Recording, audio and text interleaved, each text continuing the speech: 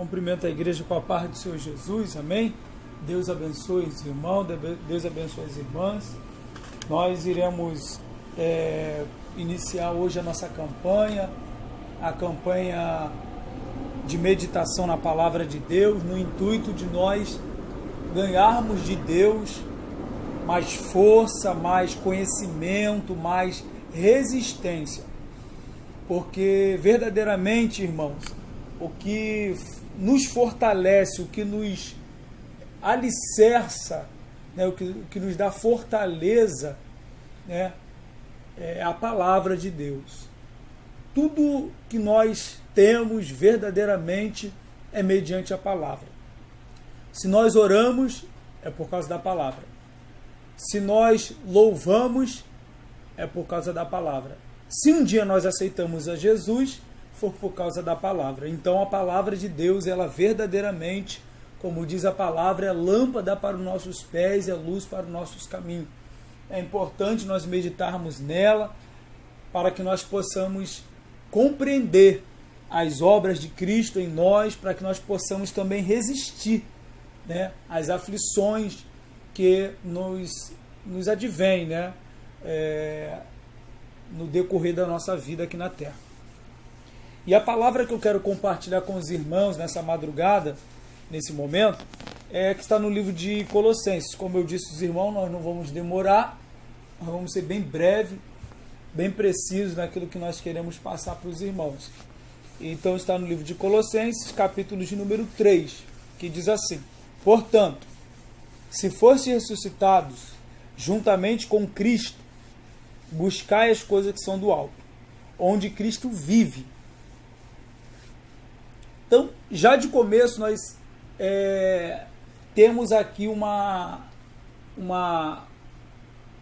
ordem, um conselho de Deus, né? Na verdade, do apóstolo Paulo, guiado por Deus, onde ele diz: buscai as coisas lá do alto.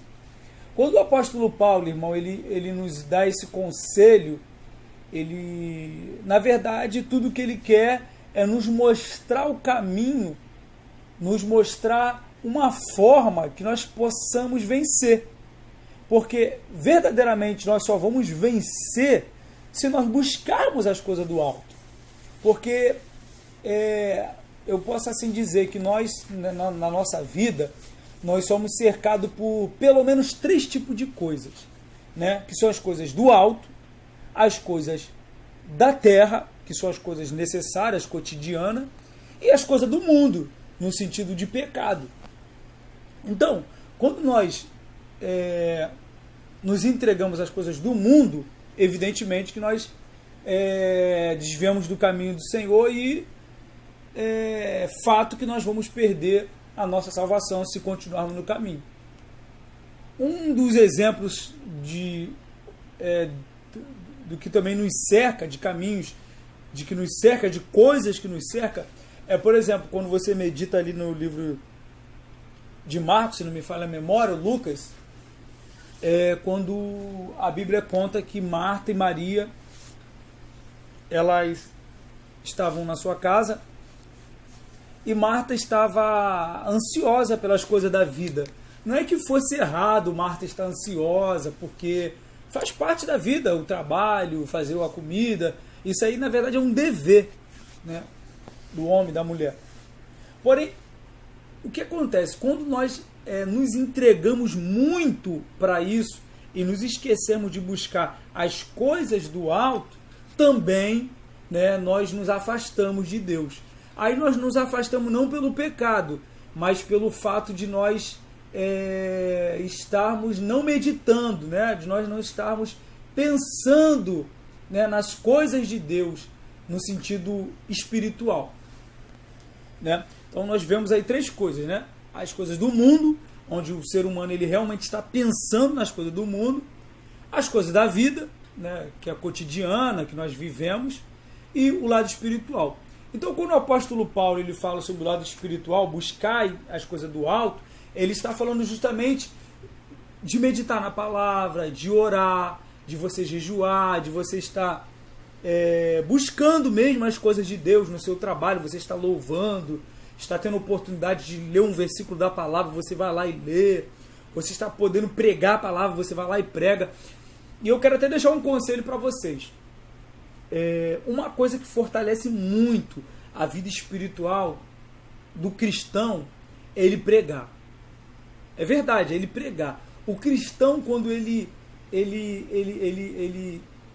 se esforça e se encaixar naquela palavra que diz assim, ó, luz do mundo, sal da terra, quando ele se esforça em estar inserido nessa palavra, ele ganha uma graça maior de Deus.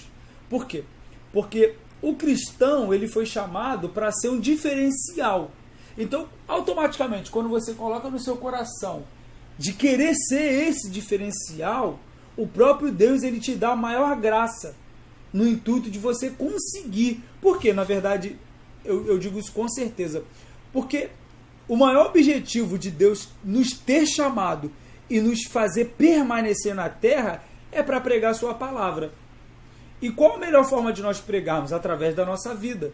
Então, quando você, no seu coração, você põe o desejo de querer ser luz, não só de você querer orar na sua casa em particular, mas você querer ser luz no seu trabalho, luz na sua vizinhança, no modo de falar, no modo de vestir, no modo de conversar, em todos os modos, porque não é só numa coisa restrita, em tudo, né, que o Senhor quer que nós sejamos luz. Então, quando você coloca isso no seu coração, de querer ser luz, você recebe força de Deus. Então, o primeiro conselho do apóstolo Paulo, buscar as coisas lá do alto, onde Cristo vive, né? Ele diz bem claro, é onde Cristo vive, no céu. Vamos seguir. E diz assim, assentado à direita, à destra de Deus. Pensai nas coisas lá do alto. Olha só, outro conselho tremendo. Pensai nas coisas do alto. Veja bem, irmão. Para você, tem uma passagem na Bíblia que ela diz assim, nós temos a mente de Cristo. Pensa comigo. Todo mundo, no mundo aqui que nós vivemos, todo mundo pode dizer que tem a mente de um médico? Evidentemente que não. Todo mundo pode dizer que tem a mente de um juiz? Também não. De um segurança? Também não. De um psicólogo? De um doutor?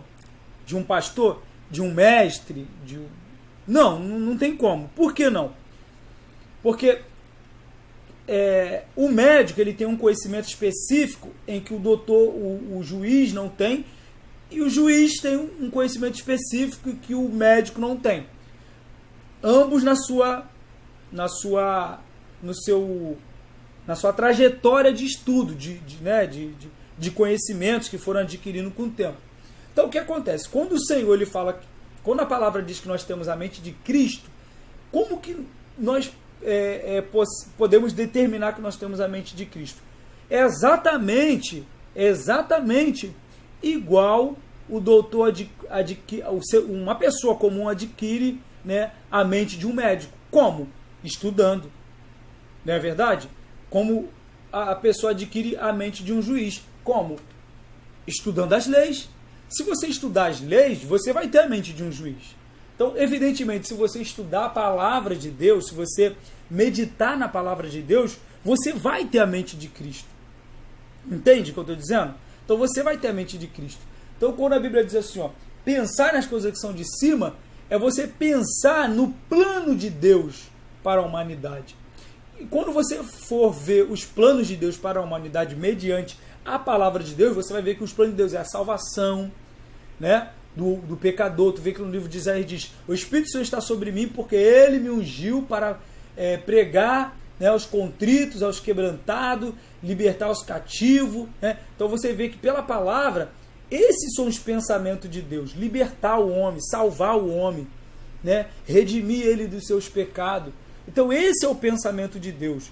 O pensamento do juiz torna a dizer um, o pensamento de um preso é outro, né? O pensamento de, assim, para você entender, num sistema prisional, o pensamento de um preso é uma coisa, o pensamento do segurança que está ali é outra coisa, né? Pensamentos completamente diferentes. Por quê? Porque o conhecimento, a forma de vida de cada um é diferente, é de uma forma.